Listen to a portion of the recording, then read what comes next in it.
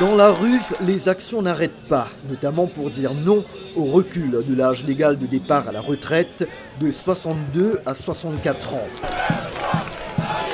Hier soir, une manifestation de quelques milliers de personnes a dégénéré autour de la place de la Concorde, non loin de l'Assemblée nationale française, débouchant sur plus de 300 interpellations. Ce matin, des protestataires sont revenus à Paris pour entraver la circulation sur le boulevard périphérique.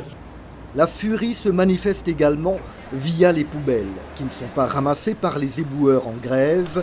Dans la capitale mondiale du tourisme, les ordures continuent de s'amonceler en montagne malodorante. On va crever au boulot, comme on dit, c'est pas possible. On va faire travailler les seniors dans ce pays alors que c'est les jeunes qu'il faut mettre au travail. Le 49.3 d'hier, même si ça fait partie de la Constitution, c'est un vrai déni de démocratie. La parole est à Madame la Première ministre.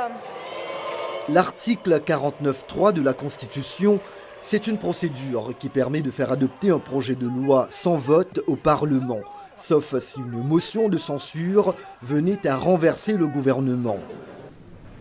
Le chef de l'État a donc eu recours à cette arme sur cette réforme clé de son second quinquennat. Emmanuel Macron maintient vouloir répondre à la dégradation des caisses de retraite et au vieillissement de la population. Ces moyens, je sais que vous le mesurez, en période de sobriété où nous devons réformer sans cesse.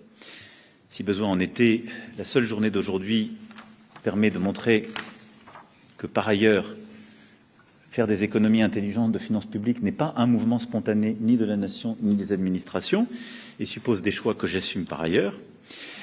Je souhaite que donc vous mesuriez le prix de cette confiance. On ne peut pas prendre le risque. Le gouvernement de la Première ministre Elisabeth Borne est sur des charbons ardents après le dépôt de motions de censure par des groupes parlementaires, même si pour l'heure, la barre de la majorité absolue pour faire chuter l'exécutif paraît difficile à atteindre. La France est l'un des pays européens où l'âge légal de départ à la retraite est le plus bas. Des blocs continentaux ont d'ailleurs appelé Paris à mettre en œuvre son projet de réforme.